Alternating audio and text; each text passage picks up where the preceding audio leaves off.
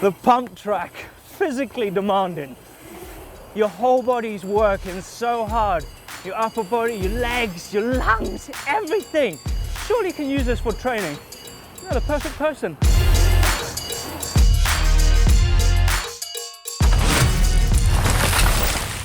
Cy Richardson, everyone. Hello. What are you wearing? You said we're making a video about training, so I'm wearing my training kit. Yeah. Ready to go.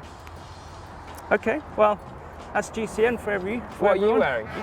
I'm wearing my training gear. You can't train in jeans. Yeah. No one's ever done a training session in jeans. Right, so talk us through how you can use the pump track for training. Can you bring over that road cycling training skill to the pump track?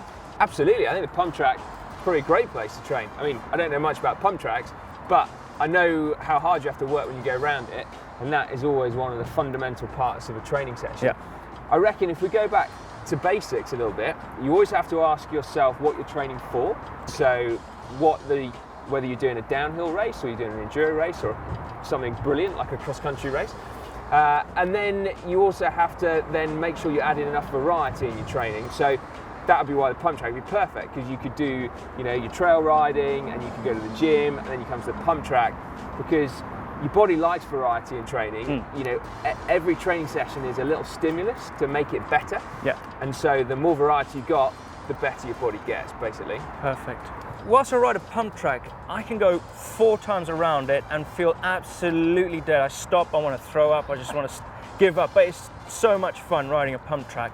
Now, can I turn that into a training regime? Yeah, totally you can, because the reason you want to throw up, I guess, is because you're working so hard, and so that's your effort, that's your on bit, and then all you got to do to make it into a training session is to factor in the off bit, so how much recovery you get in between those intervals. Yeah.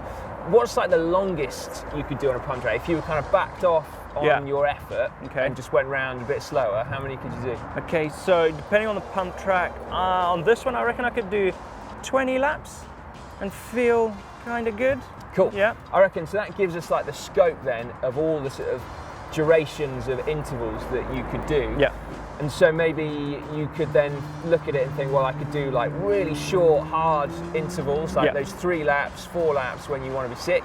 And then you change how much recovery you have between them in order to change what kind of training it does for you. So if you had loads of recovery, it means you'll be able to hit each interval flat out, 100%. And then you'll kind of like, you'll improve your peak performance. Yeah. And then if you have less recovery, then actually what you'll be doing is sort of like decreasing your ability over the session. But what that will end up doing is improving your body's ability to recover from those efforts. So that would be kind of perfect for like your downhiller, I'd imagine, who's got to like sprint and then recover, but you don't really get much recovery because you're riding a downhill bike down a mountain. And you can't stop on gravity. No, exactly.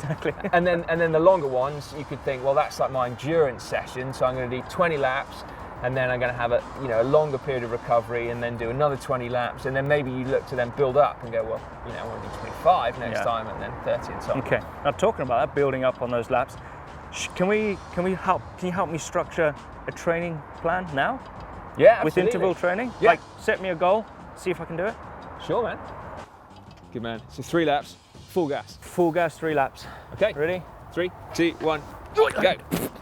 Right then, so session number 1, this is called 1 minute maxes. So this is Blake doing 3 laps, full gas, and then at the end of it, he actually gets to recover a lot. So we're then going to give him 4 minutes of recovery. And what this does is this allows him to work at his absolute maximum for each time he does an interval.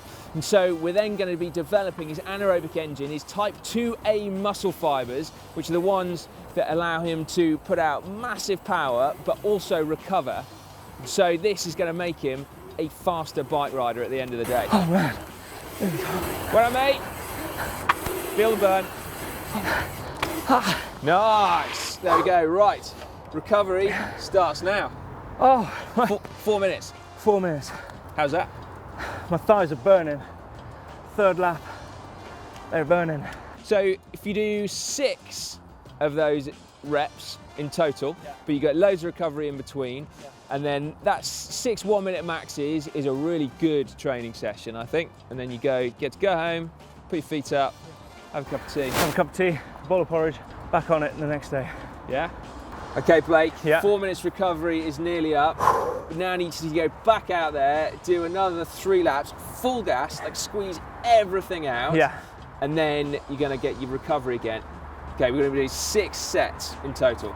6 sets. 6 sets of 3 laps. Right. And then that's 6 minutes of super, super hard work. Super hard. Okay. Full gas. Perfect training session. It does sound like a perfect training session. Sounds like I'm gonna die at the end. Yeah. Simple though. Yeah, it's simple. Simple way of getting absolutely rinsed. Ready? Ready, mate? Is it nearly time? Yes. 3, 2, 1, go!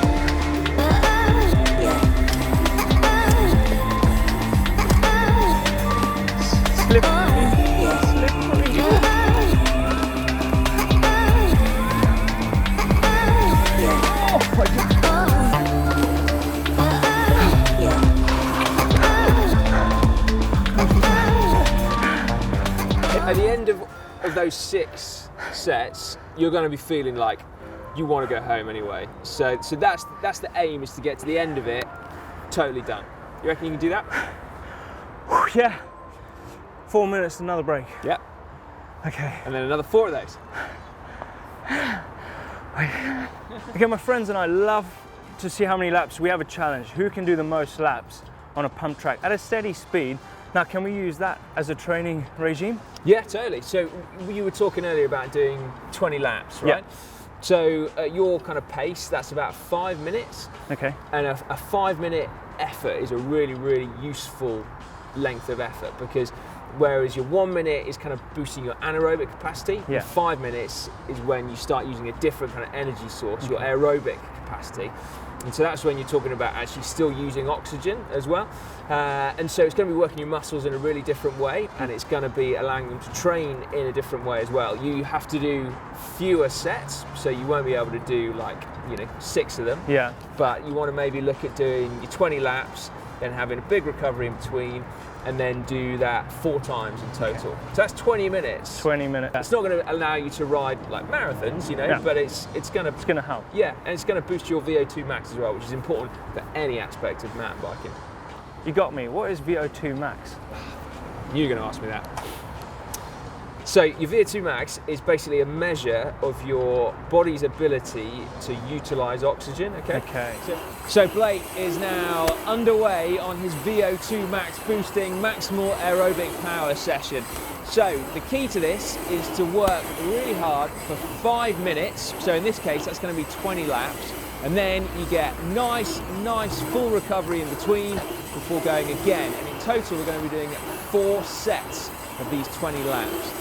Now, of course, you're going to have to pace it a little bit, because if 4 laps makes Blake nearly want to throw up, 20 laps is obviously going to have to back right off.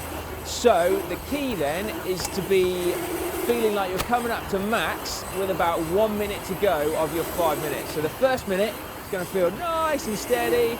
Second and third minute, you're starting to work. By the end of the 3rd minute, you're wondering how you're going to manage to make it till the end. But you are going to make it to the end, because we're going to work really, really hard. Well done, mate. Good lad. How's it feeling? Burning. Burning I'm already. burning. Excellent. What lap's that? Shall I tell him I've lost count? 8. 8? No, I'm gonna die.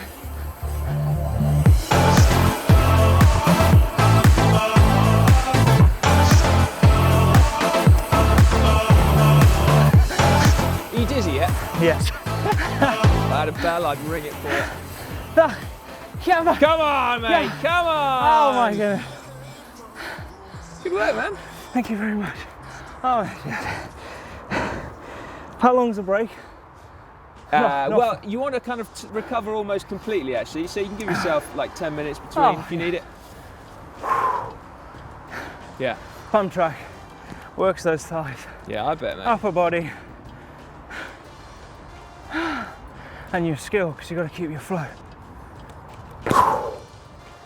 Thank you, Simon, Hey, man. for helping me out do some bit of training techniques on a pump track. I'm not going to look at a pump track like I have done before. Totally different. No, I bet. If you love this sort of thing and you love pump tracks, let us know in the comments down below if you do use them for training. But if you want to see another video on how to use a pump track, and basically perfect that pumping skill, click over here. Don't forget to hit the globe to subscribe and give us a thumbs up like. Yeah.